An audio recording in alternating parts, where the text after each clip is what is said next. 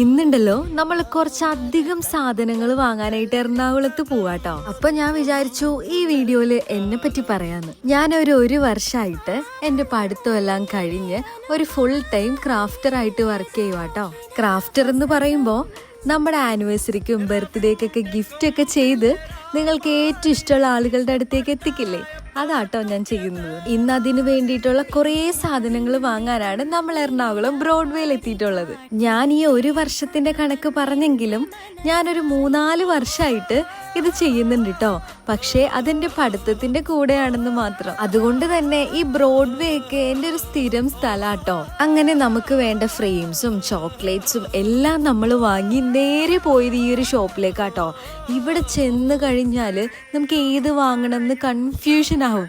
ഇവിടെ ചെന്ന് കേറുമ്പോ തന്നെ അവര് നമുക്ക് ടേസ്റ്റ് ചെയ്യാൻ കുറച്ച് ബിസ്ക്കറ്റ് ഒക്കെ തരും കേട്ടോ. ചെറിയ രീതിയിലൊരു ഷുഗർ കട്ട് ആയതുകൊണ്ട് തന്നെ ഞാൻ അവിടെ നിന്ന് 2 പപ്സും വാങ്ങി ഇങ്ങ് ഇറങ്ങി. അപ്പൊ ഇനി അടുത്ത വീഡിയോസിലൊക്കെ ആയിട്ട് എന്നെ പറ്റി കൂടുതൽ ഞാൻ പറഞ്ഞു തരാട്ടോ.